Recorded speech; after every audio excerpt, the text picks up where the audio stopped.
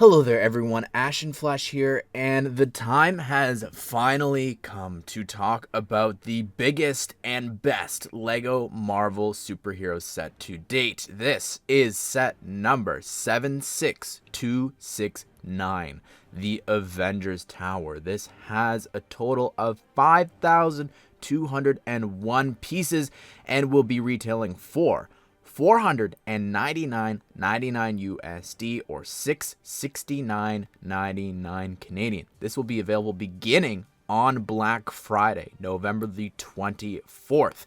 And if you buy this between the 24th and the 27th, if you are a LEGO Insiders VIP member, you can get a Marvel taxi set with Black Panther, a taxi driver, and 2 Outriders. Don't have a picture of this. This is not the official set here, unfortunately, at the time. I will do a follow-up video talking about that. This massive structure has a total of 8 stories, not including the top part there of the roof. It is taller than the Daily Bugle, and speaking of which, you can actually connect this to the Bugle and the Sanctum. It's even got the extra additional holes there on the base so that you can fix the mistake from the Bugle. Speaking of those 2 sets, this is designed by those 2 set designers. Mark Stafford, who came up with the concept for the Bugle, partnered with Justin Ramsden, who created the Sanctum, and together they designed this set. The third person in the photo is Mark Tranter. He's actually the graphic designer who did all the stickers and minifigures and different prints inside here. I had the privilege to actually see this set unveiled and then interview the team behind this in Denmark. And I'm going to be able to explain a couple of different things. One of the biggest, I think, confusions and maybe complaints that's going to come out about this is, what is this set based off of? If you go through each of the levels, which we will, and we'll do that in a review, of course, as well, it's a mix of different things. It's not just Avengers Tower. Some of the locations is from Stark Tower and even outside of there. So it's quite interesting what they decided to do, and you'll see that with the minifigure selection in the set as well, of course, because it's not just people who we ever see step foot in the tower. It's also people that they sort of thought, well, wouldn't it be fun if maybe, it's an Infinity Saga set, maybe Wong stopped by the tower at some point, or maybe Wasp did as well. So that's sort of why some characters are here, which I have a problem with some inclusions, because there's a lot of exclusions, which we will cover in a separate video, as well as going through all of the different references and Easter eggs. For example, Captain Marvel's pager is actually on the floor here. That's a fun little Easter egg, of course. And what's interesting about that is the designers joke that he dropped this during the Battle of New York, even though Nick Fury technically wasn't in New York, but that's why he never called. So as a joke, they're trying to fix that plot hole from the Battle of New York. But small little Easter eggs and fun things like that, I think, is really great. There are references here beyond just the MCU as well. And there's even more references, like to Vita Rush, one of the brands from City. So there's so much to go over that I can't cover them all in this video. There will actually be a separate video going through all of the references and Easter eggs, so I can't wait to put that out. I think I want to talk about the minifigures first, so let's go through this really cool lifestyle image with all of them together. There's a total of 29 minifigures if you include some of the big figures, micro figure, and then also a build. It's 32 characters in the set. So starting things off, we've got 4 Chitaurie, and these are the same figures that we've gotten in previous sets. This Loki is the same one that we got earlier from January 2023. It's a great looking Loki, the best one we've ever gotten, and he does come with a hairpiece and another face print, which you'll see later. The staff, I don't know why they didn't put the stud on it. Definitely, I think, is important. It should have been there to sort of make it look a little bit better. But we do have in behind there a brand new Big Fig Hulk figure, which is just amazing. Finally, they have actually gone and taken what they did with Thanos and applied it here to the Hulk. For the very first time, his head can turn, which is so great. The hair is also removable too, which is just nuts. I really love that. And the face there too, that's actually like him smiling when Captain America says, "And Hulk, smash." Love that so much, and the pants color there too is more accurate to the first Avengers film. We have Captain America, two of them. Why? Well, that's because there's a fun little reference where, of course, from Avengers Endgame when they are fighting, so you've got the one without the mask and then one with the mask to differentiate between the two, and there is a spot you could see there's the balcony actually broken, there's glass on the floor, and one of them's lying on the floor. Just hilarious. Really love that. It costs them nothing to include this extra Captain America figure, so I don't mind it. That's why there's 4 Chitaurie, and you'll see some duplicate figures later on.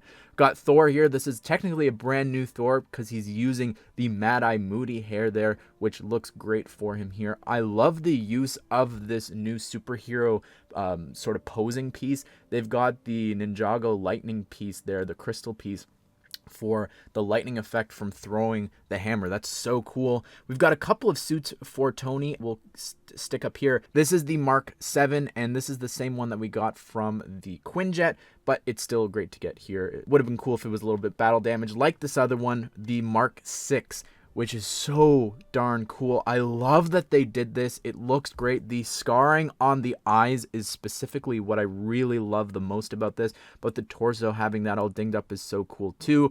The legs aren't scratched up, and I get it. They created that for another set to have the Mark 6 in it. So that's exciting to speculate on what that could be, because that is brand new legs that they created here. I also just would love to get something with the helicarrier, because that's how it's all dinged up and scratched, so that's so cool. We also have Tony Stark, same figure we've been getting in the ton of sets. We have Dummy here, the arm, it's cute little build. We have Scarlet Witch. This is the exact same figure from the new Avengers Endgame Final Battle display set that we got in the summer. She's got those tiles to represent her magic, so that's kind of cool. I like the waist piece and everything there. Wong's included, and this is the same Wong that we've been getting a lot of recently. I'm just sort of tired of it. I kind of wish that instead of him, it could have been the Ancient One or even Doctor Strange, in an updated figure from the first film. Would have been cool to get. Up above that, we do have War Machine. So this is not his suit from Age of Ultron. This is actually the one from Iron Man 2, which I guess would make sense if it's for Stark Tower timeline. Anyways, down below, we do have a brand new Wasp minifigure. I love the new torso. Obviously, that new helmet. It's taken us this long to finally get it. It was made for her. Not actually made for her, but it's perfect. You know what I'm saying? It looks great. I love the printing there on the glass in the front. The wings look incredible as well, and she is holding a micro figure of Ant-Man. We do have Hawkeye here included, and what's interesting is the bow and the hair are both from the minifigure series too, so that's quite interesting that they have taken that and put that here in the set. I think the face actually works well. I know that's a reuse, but it still is pretty great. It's awesome to get those 2 original Avengers that we needed from earlier this year. Pay attention here to the legs. Those legs are used here on Black Widow. So this is technically a new version, but it's an awesome figure. That's the same one from the Quinjet with the awesome arm printing with the shield logos and everything. Really, really great. We've got Nick Fury here. Again, he's popping up everywhere. I guess that's fine that he's included here, but I don't know. Another one. Same with Pepper Potts. They're not exciting here. It's just Pepper with longer hair, and she does have a sticker there on that little holographic pad that she's got. And then up above, we do have Falcon. This is a brand new Falcon from Age of Ultron. Looks great. Love the wings. He's using the same legs as those other 2, but the goggles and the wings and everything. It all looks really great for him. Coming on back down here, we've got Helen Cho. Awesome to see here. I think she's one of the few figures that will remain exclusive in this set.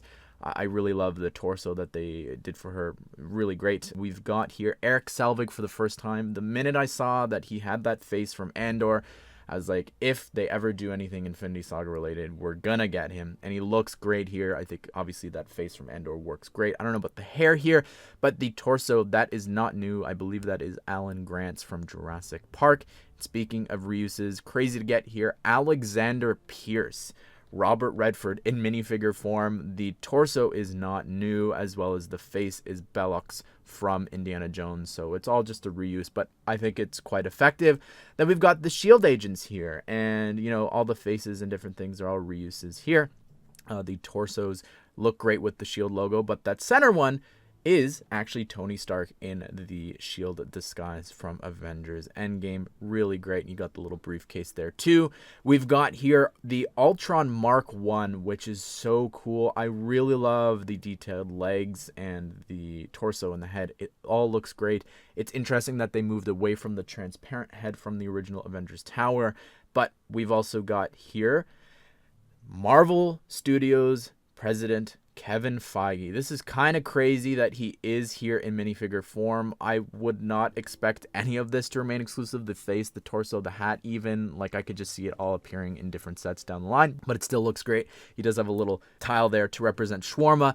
And I know a lot of people want Stan Lee, and I don't know what's going on in behind the scenes with that. It has to happen at some point. I don't get it. Obviously, he appeared in the Lego games and different things, so just make it happen, Lego. I definitely think he should have belonged in the Bugle, and I don't mind something dedicated to the Infinity Saga, including Kevin Feige. It's just like Stan Lee probably should have been first, but crazy to get actual official merch of Kevin Feige. And last but certainly not least, the best figure here in the set is Vision.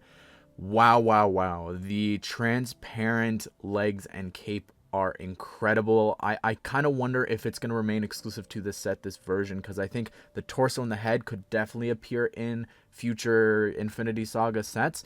But those legs and everything, the transparent blue looks so cool. I love how it's him like phasing. That is just so awesome. It looks incredible.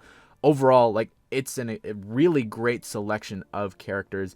And again, I don't expect a lot of them to remain exclusive. I think that when I look at this batch of characters, I have two thoughts that I just want to wrap things up really quickly to say. I think that the fact that there are a lot of reuses and characters here from a bunch of different sets is a great opportunity for people who don't collect the sets to get all those characters, similar to how the Bugle reused a lot of characters and figures there. The second thing I want to say is that I don't really have a problem with most of the choices here when it comes to people we never see in the tower. That's because if you look at who's included with Scarlet Witch, War Machine, Falcon, and then also Vision, that's the Avengers at the end of Age of Ultron. I really like that a lot. But my biggest issue comes down to Wasp and Wong, who are taking the spots of other characters that, again, like I've said throughout this video, we will do another video talking about that. Which, like I said before, there's going to be that separate video, and it's quite an extensive list, I think, of people that should have been here way before these two get an invite to the tower. Spent enough time talking about that. Let's move on. I want to talk quickly about the Chitaurie different vehicles. So we have here, I guess this is a character on its own, but the Leviathan is insane looking. I think what a great job they did with this. That's actually specifically designed by the person who did the big Hulkbuster and does all the buildable characters and mechs. So I think they did a great job with that Leviathan. I love how that looks with Thor fighting it, really great. And then the chariots as well are so detailed in how you can have them posed around the tower. Looks great, and specifically the one for Loki to stand on. Before we go level by level, I just want to talk about how this set works. It's not your typical modular where you can attach and detach the different levels and sort of swap them around if you want. It's all on this slope, and then you've got that archway going across to the front part where they've got the landing spot.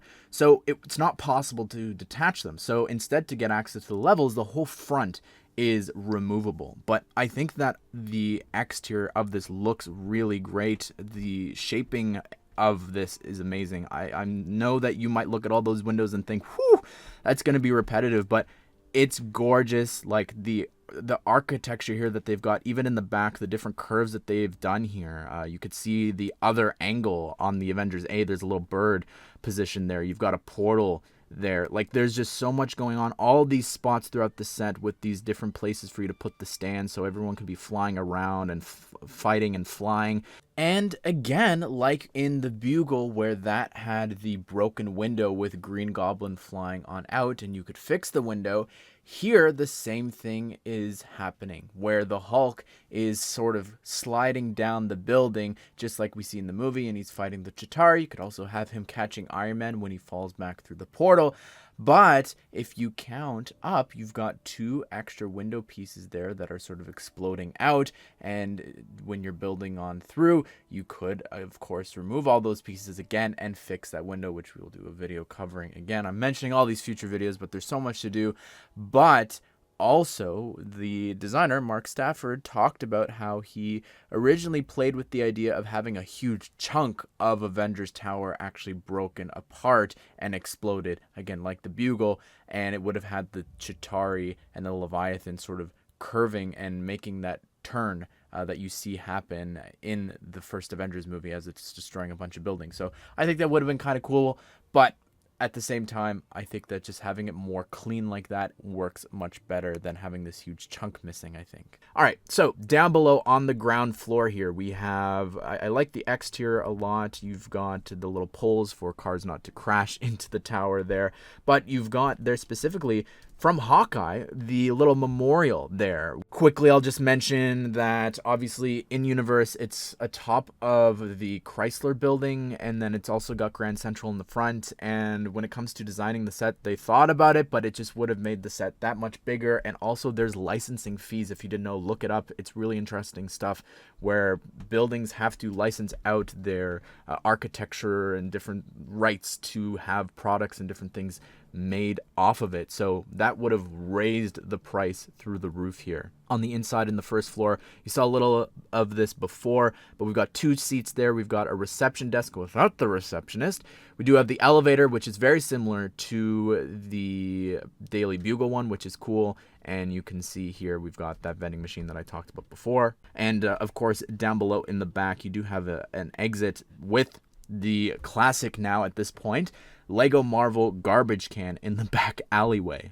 Second floor, this is where, of course, they fall and tumble down onto the ground. This is a lab. So you've got here this spot to deploy the Mark 7. So that sort of maybe should have been higher up in the tower, I think, because you can actually have Tony falling more with style off of the tower, and then that is tracking his wrists and attaching to him. So that's really cool that they included that. But there's a couple seats in the lab. In the back there, you could see Vision sort of being born, but I guess that's also where Helen will treat Barton.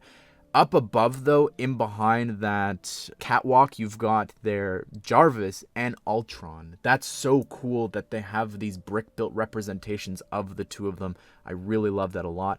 Up above here, we're getting into sort of them making up their own stuff. This is Tony's workshop, and you've got similar to the Hall of Armor, that little spot for him to stand in the center. We've got Dummy there with the fire extinguisher, a couple of different references in the back, specifically one to Rescue, which I think is really interesting. The next floor, this is completely them making this up, and I don't have a problem with it. I'll tell you why. This is the cage from the helicarrier, but it's here on the tower. I don't believe there's functionality shown here of like dropping it or anything out of the sky like the helicarrier, but I actually like the concept of this because they have to fill floors, and when we've seen in the past with other Avengers towers or even the compounds, they just have like a laser gate prison or something like that. Versus this is a cool reference to the first Avengers movie. You can recreate the different scenes with Nick Fury or Black Widow going to the actual glass prison that Loki's in. I think that's really fun that it is this sort of celebration to the Infinity Saga. And of course, we're now up to the top part with the incredible looking A symbol. I think that the only thing with this is I wish the arrow was a little bit more predominant, but, you know, looking at some of the past towers, we haven't even had that, so I think this is great. I think that in the front there, the loading area, all of the angles and everything that they've accomplished here, like the top part there above that is just incredible what they've done. Again, it does have enough space for you to actually put the Quinjet there, which it's a shield Quinjet, so I like it and don't like it at the same time. It's cool since, you know, it's supposed to be that, you know, here, at least in this picture, Nick Fury's flying it, which never happens. But anyways, with this, it's like, well, they're flying into the Battle of New York, which is sort of what's happening on the exterior. But at the same time, I kind of would have liked to have the Age of Ultron one, since, like, this is the Avengers Tower. It's not Stark Tower. There is a landing platform. I personally would have gone with the Avengers Quinjet for this, having a smaller build. I still think it looks great, for sure. But on that same level, in the inside, what you do is you lift up the top part there of the glass, and you get access to the interior, which has this little party section where you could see they're all sitting around and they are trying to lift up Thor's hammer. Then moving on to the top part here, you could see when you remove all the incredible curved tiles and different things. Wow, that's awesome. You've got, I don't know what this is. It's sort of like a collection of different things. Let me know if you can come up with like what that ring is and different things and all of those pieces. Maybe there's something specific, but on the floor in behind, there's this 2x3 tile. You could see in the reflection, I believe that's the first ever Avengers cover, like a comic book cover. That's so cool. I wish that every single Marvel modular had this classic 2x3 tile included somewhere in it, where you could have like a classic first appearance of Doctor Strange or something. Would have been so cool to get. But still, really awesome that we are getting this. This is actually also the 60th year of the Avengers first assembling in the comics, so really awesome. To the right, this is just hilarious. You can see that on the floor, that sticker is an indent of Loki. So you can have the Hulk actually Hulk, puny god, smash him around and throw him around. And that's just incredible that they actually have that referenced here. Up above, we've got nothing there on the right where War Machine is standing, but that's okay. But to the left, we do have somewhere where they are studying Loki's scepter there. So I guess that's when they're trying to create the AI, but that's also not in Tony's lab. We'll just ignore that. And they, again, have to fill the different rooms and levels to this tower. And that part there actually is just a hinge that you lift on up. And then, of course, at the very top, we have the device that Eric Selvig builds to open up the portal above New York for the Chitaurie to come on through. But there you have it, everyone. That is it for the reveal for this video. Again, I've said and talked about this thing so much here. Let me know if you notice any Easter eggs or references and different things in this, because again, there's so much here. There's stuff you are not seeing, of course, as well. And I'm so excited to work on all of these future videos with this thing. So I'm going to try and talk about them in order of what's coming up. First up, we'll have an unboxing video. We might do a video about the interview that I had with the team. And then we've also, of course, got the review, which is really important. I cannot wait to film that. It's going to be a long video. And then we will, of course, have the Easter egg and reference breakdown video. We'll have everything that's missing. We'll try and fix the window like we did last time for the bugle. And then we'll do a video talking about who and what's missing from this. Maybe that'll be rolled into one and call it Fixing the Tower. We, of course, will actually combine it with all of the other modulars, so specifically the Marvel ones, and then this year's 2023 modulars. I don't know if the museum is going to be a part of that or not.